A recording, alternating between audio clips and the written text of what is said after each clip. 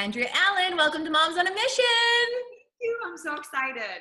Yeah, I know, me too. And as I've been learning more about you, I'm even more excited because I know how much our moms, and not just our pregnant moms, because even though you're pregnant right now, which congratulations, by the way, how much longer? I am 37 and a half weeks, so I'm like, okay, just like a couple more weeks. It's all good. Baby's going to come out. We're going to survive. Okay, show me that belly. I want to see that belly. See, we got it. There she is. Oh, it's so pretty. Oh, it's so beautiful. I mean, I've seen it on your Instagram. Deliciously Fit and Healthy on Instagram. Follow her. I've seen her on Instagram, but in real, like live like that, it's like, oh, Yeah, I want to get pregnant again. It's quite the entrance of the room before me. It's the what? It enters the room before I do, so, it's great. So Andrea's pregnant, very clearly pregnant, but she also has three others, you guys. It's amazing what you're doing. And so I really want to share your entire story. So why don't you just start from where you were? Because let's be serious, moms. Okay, let me tell you, just give you like a little bit of insight to Andrea. She has a massive following. I think you're at like 170,000 plus followers on Instagram, as well as she has books. She is a huge mogul in the pregnancy fit world. But you know what, you guys? She does this online from at home. And that's what this is about. This is about showing you that you can do this too. So go, tell us about your story from A to where you are now. So yes, as she mentioned, I have 3 kids. I have twin 5-year-olds, and then I have a 2-year-old, and I'm having a new baby. And when we had the 5-year-olds, I just had a lot of people asking me, like, what do you do for fitness? How do you stay in shape and stuff? Because at the time I was a fitness instructor and a trainer, but I just thought, well, I can kind of just share my information, So I kind of started posting here and there, like I made an account, and I just started posting stuff. And at the time, actually, my husband graduated in construction management. I graduated in public health education. And so that was like at the crash in 2008. And it was not going well for our family. My husband was laid off probably 3 or 4 times in the first 2 years of marriage. We had to do fertility to have the twins. So we spent all our money on fertility to get the first set of babies. And we just had no money. So I started it. And I remember feeling like I have this knowledge, I know how to help people. I don't really know how to share it. So I'm going to start somewhere. I'm just going to start from the bottom and share just small tidbits that I assume people know, but they don't.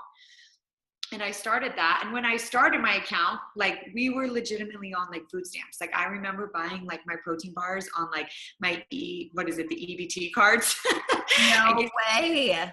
We were super poor. In fact, 2 months after I started my account, I moved into my sister's basement. My husband was 33. I was 28. And we moved into her basement while we tried to find somewhere to live because we had no money. And how many kids did you have at this point?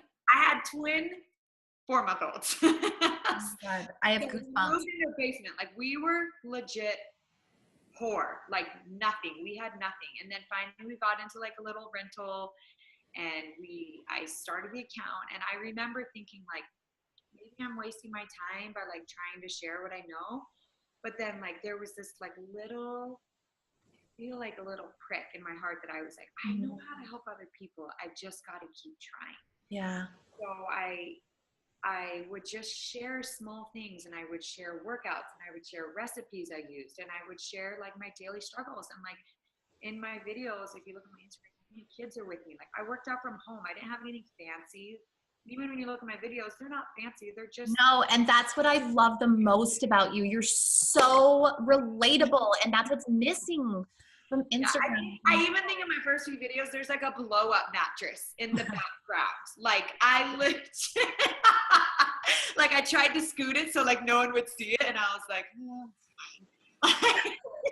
I love it. Folding chairs and stuff because we had nothing. And so, and I just kept working on it and being myself. And I realized as I posted just small tidbits, I just realized there was this whole market of women who felt forgotten in the fitness industry. They felt well, I don't fit that, competitor, the bikini competitor mold. And I don't fit the classic gym goer who's like totally ripped and has all this time. And I like fit this other mold where I'm like, want to pull out my hair and I might have 20 minutes to work out. And that is probably in my living room while I'm like arguing with my kids. And they're climbing all over you while you're doing Yes, exactly. I realized there was like a whole niche of women that were like forgotten. You know what I mean? And they felt alone and they didn't see themselves in advertisements and they didn't see themselves everywhere. So I just said, that's who I want to target. I want that woman. I want that woman to know she's special. Yeah. Like she's normal. Yeah. I'm pregnant. I love it. I want to know like she was special and like not forgotten. Like you think you are when you look at all these pictures of all these perfect women. And so I just started building my Instagram and I realized that there were people who felt like me, like they were like-minded, like felt like the normal mom who all of a sudden like had babies and was like, well, now how am I supposed to get in shape? How am I supposed to be a mom? How am I supposed to cook healthy foods? And so I just kept posting and I just gathered a following. And then I got to the point where I was like, you know what? I feel like I need to do a little bit more one-on-one stuff. So I made a program online where I can train people online. And the funny thing is I started the program so simple. Like people say, how do you start a program? Like if you're into fitness, like how did you like build this whole program? I literally broke down the body in every muscle group. And I was a trainer, so I knew all the moves, but you're like confused. How do I start this? Broke down and so triceps. I listed all the exercises I could think of to work the triceps. Yeah. Triceps. And I broke it all down that way. And then I like supersetted the workouts with like a cardio and a strength move. And I just literally went off these mass lists that I had made. And then I tested the workouts myself and I was like, yeah, that's legit. And so I made this whole program and then I moved it online. And I remember like my first clients, I remember like, I trained like 2 or 3 people at home to test it because I wanted to test it. And it like went really well and I got good results. And then I remember like the first time I posted on Instagram and I was like, oh my gosh, please let me just pick up 2 clients, just like 2 people. And like that will help pay like a couple $100s for our rent, and I will feel like I'm doing something, And I remember I got like 10 responses back. Woo! I was like so elated. I was like 10 people. And so it just kept. Okay, so what did that? How much was that? So it was $100? Yeah, it was $100. And so 10 people to me, like I remember being like, I am rich. I'm rolling in the dough. And so I picked up 10 people and I built, and I wanted to help them. I didn't want to just like feed them a product and not help them seriously. Of course. So, like that was huge to me. So even now still, like I made sure I tailored emails all along the way to build like a step-by-step. And it took time. It's not like I did it overnight. And I've revamped it like a million times too. So like I built emails to help people step-by-step. Like what do you do in the beginning, in the middle? Like I know when people's, enthusiastic weans and what they need help with. So I did it all that way. And then it just slowly grew and grew and grew. And it grew so much to the point where I was like, oh, well, I need to have like an email system better set up. So I added an email system so I could automate some stuff because I'm like, some stuff's going to everyone. And here I am manually sending everything, just me during that time. I feel ya. So I like during that time, I'd be like, I got 2 hours. I got send everybody's stuff out. And so I added that. And I added, it was just easy. I found like a mail system. I use Infusionsoft and it was super easy. And they had a coach that helped me set up a client profile. I was also responding like single-handed to client profiles. And now I have it set up where I have a system that basically reads the profiles and then responds based on how I would. Like if they're vegan, I say something separate than if they can't do squat. Oh, that is amazing. Everything I need, but I'm not the one doing it. So it was like my first, like, I need to free more time because I want to help more people and I can't because I'm manually reading all this stuff. You know what I mean? Right. Yeah. For me, where I noticed. How many people do you have on your team now? Or is it still just you? Still just me. Wow. Okay, so no. I lie. My husband's on my team now. So my husband. I'm pretty soon your 5-year-olds are going to be techie enough to be able to do this stuff for you anyway. So I joke that I have My husband helps me do some of because I'm a terrible writer. Let's just call it like it is. And I even tell my clients, I'm like, listen, you signed up with me because I can help you lose weight. I can't spell. So don't expect my grammar to be perfect. Even though I graduated college with a 3.85, I'm like, I can't write. I just can't do it. No, but you know what, Andrea, I love that you said that. And I love that you said that because we can't be good at everything. No. And it's so important to be able to say, hey, you know what? This is me right now. I have a grade 3 math level. Yeah. You can't spell. Hey, look at us. Exactly. And that's the thing. Like sometimes my husband will read what I wrote and he's like, I am editing a 3rd grade paper. But you know what? I used to get like so embarrassed and stressed about it, but I've come to the point where I'm like, that's just not my jam. Like I'm just not a good writer. So I have him edit everything I do. And I do have some part-time people. Like I hired an editor for my book, obviously, because if I didn't hire an editor, that book would not be literate at all. So I did hire that, and I hired a web designer or a developer for the ebook as well for my pregnancy plan. So let's talk about those. I want to know about your book because God knows I read lots of books when I was pregnant, but the one that I missed was the fitness one. Yeah. So after I made my workout plan, and that's gone well, I decided, I'd been pregnant. So I started my account when my girls were 7 weeks old, my twins. So I've now gone through 2 pregnancies on there. And as soon as I have this baby in a couple weeks, it'll be 3 postpartum recoveries. So like I've had basically my whole life on there from when I started. And I thought about it and I realized when I was pregnant, my last time, how many people were like, I don't know what to do. One doctor says you can exercise, one says you can't. I don't know what to do with my heart rate, what's safe for my core, what's dangerous, what's not. And so I simply, in my last pregnancy, started making all my workouts. Like when I would do a workout, I would make it like I would just record it. And then I started doing photos for them. So I kept it really simple. And I have spent a lot of time researching like core health and like diastasis recti and what happens afterwards, or like pelvic floor dysfunction and just abdominals and how they connect and how they're so important when you're pregnant. Because if you have a weak core, like it's not going to come back together afterwards. Like you see those women, like sometimes people tend to see people in fitness and think, oh, they just like bounce back. But like, it's actually a lot of core work, like training the core correctly. And it's not crunches and planks like everyone like thinks it is. And so I basically just made the pregnancy plan because I was like, I need to tap into this market because this is another niche, like I talked about earlier, that feels like I don't know what I'm doing. I don't know what I'm doing. I need some help. And I remember even with my twin pregnancies, before I was on Instagram, I made a lot of mistakes. Mm-hmm. Like things I thought were okay, like for my pregnancy, like I developed diastasis recti, which is where basically your abs split down the center. Yeah, I know. I heard of that before. Yeah, that's cool. It's brutal, and it takes a long time to heal. And with that twin pregnancy, I didn't know anything about it. So here I am, like doing push-ups and planks and thinking I'm all tough. And then afterwards, I realized that I totally shot myself in the foot. Like it was a terrible choice. So my second one, my goal in life was to like help other people realize what not to do when pregnant. Mm-hmm. And so I really focused on that. And I spent a lot of time researching that. I went to physical therapy myself. I like women's physical therapy to like learn more. I now work like with another like online studio that does like pelvic floor. So I like to spend a lot of time just teaching myself, not just like pulling things out of my head. Like I've gone to people smarter than me to be like, help me help other people. No, but you know what I love about that is because I think it's so important, and I tell all my clients this, learn while you launch, because you learn the most while you're or you can teach the best version of whatever it is that you're learning right when you're learning it. Yes. Yeah. Yes, exactly. So like you don't have to know everything before you do it. Like I even look back at things I did in my first pregnancy and I tweaked them a little bit this one.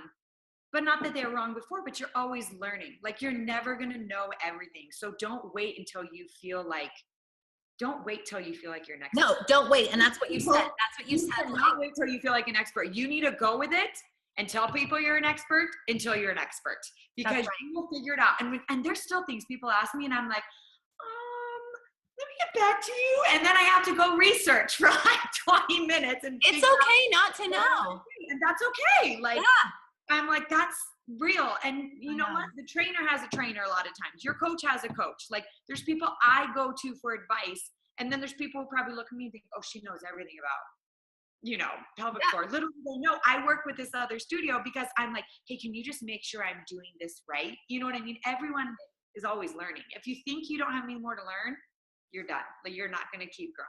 Like, that's right. And also when you think you've arrived, if you think you've arrived, girlfriend, no, because then you'll start spitting out information that isn't even correct, and people will be like, oh no, that lady has us. So yeah. Okay, so you said, and I don't mean to back you up, but I need to highlight this because resistance always pops in for, you were on food stamps. I was sitting on a couch smelling my armpits, wondering where my spirit went. Yeah. Depressed. Okay, because I was like, seriously, like, did I shower today, yesterday, this week? Like, what's going on? But the point is, the 3 points that you made that I want to just reiterate here. Yeah. She just started. She had no idea what she was going to do. She just decided to start. She kept it simple. Mm-hmm. Nothing was, she didn't even know how to spell simple, okay? I even had to look up how to spell I made my name Deliciously Fit and Healthy. This is a good story. I looked up how to spell deliciously. And I should have known right then and there that I should have chose an easier name. No. But no. It's funny because when I was looking up your Instagram right before we started filming, no one knows how to spell I was like, delicious show, C-S-I. I think about changing it all the time because I'm like, who in their right mind would use that name? Don't change it. I love it. I love it. And because that makes it people work to find you. And then that's actually really smart because the people who will find you will actually spend the time to learn to spell it good. Yeah. Another thing or spell it right. Another thing that you said that is so important is you got niche or niche, as you say. Yeah. Get clear on what you want to do. You want to talk to moms? Yeah. Great. What kind of moms? You picked fit moms. I picked depressed moms for this interview series. Yes. Or moms on a mission. Totally get it. So that's something that people, okay, so if you even look on Instagram, how many fitness accounts there are, there's like hundreds of billions or whatever. Yep. But and so people will say, well, how have you done so well? And I'm like, because I chose an audience. Mm-hmm. I chose an exact person. I did not choose the 20-year-old. I didn't choose the 25-year-old who's working, who go to the gym every day. I didn't choose even the 45-year-old woman whose kid's older. I chose the mom that I, felt like I related to. So you can even choose someone you relate to. That is also helpful because then they will relate back to you. So and guess what? There's 200 million of you out there. Exactly. Yeah. And if you literally can think of one person's needs, then you'll realize how many millions of people have that same need. Like I have a friend who's starting her business in interior design and she feels like me. She's like, I don't know where to start. I'm trying to help her. And I'm like, you have a talent. I'm like, do one person's house. And then all of a sudden you tell people I do interior design. And she's like, but I only did one person. I'm like, you don't tell them that. You just say, I do interior design. I'm really good at this. And you go for it. That's right. So just do it. No, you're right. And what I love that you keep saying is I just found a need. And you found a need from coming from your heart and your special little, what did you say? You told me before we started talking, a little prick in my heart, you said. Yeah. I just felt like, because I felt like after I had my twins, I didn't see myself anywhere in fitness. Like I was like, where am I? And so I felt alone and I felt like I'm like working out in my basement in my old workout clothes. I know. With a few sets of dumbbells because I couldn't even afford to go to a gym at that time. You're like the soup cans? Yeah.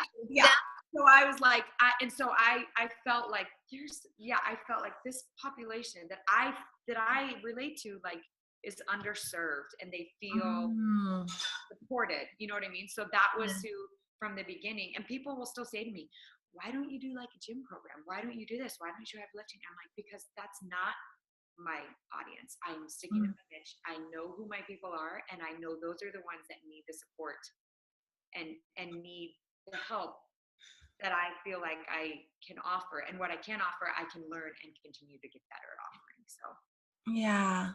Oh my goodness. Wow. Okay, so you have your pregnancy book, which is on your website, deliciouslyfitandhealthy.com. Deliciously spelled DLICIOUS.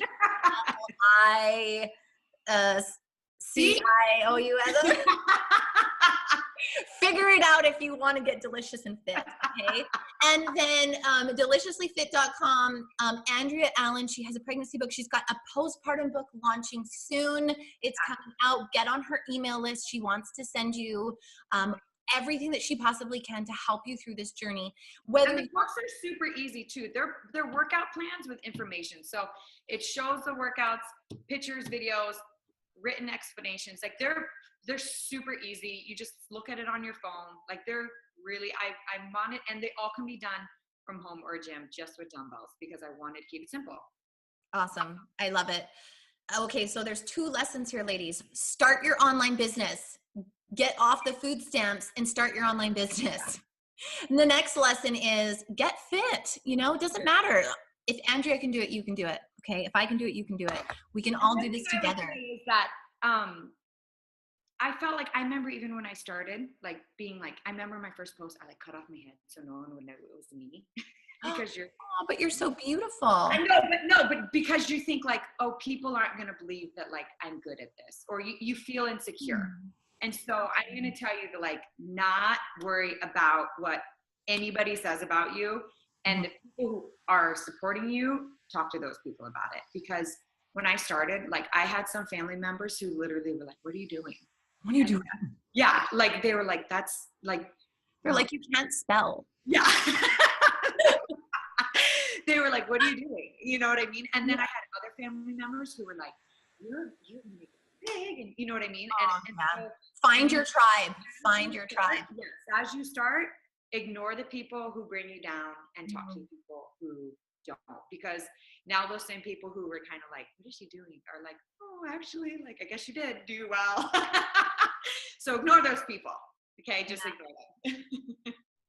Oh, Andrea, amazing. Thank you. I'm nervous you're going to have that baby right here on the screen, so I'm going to let you go. I want pictures. I want pictures. Ladies, reach out to her. She's your girl. You're not going to find anybody better in the fitness industry than her.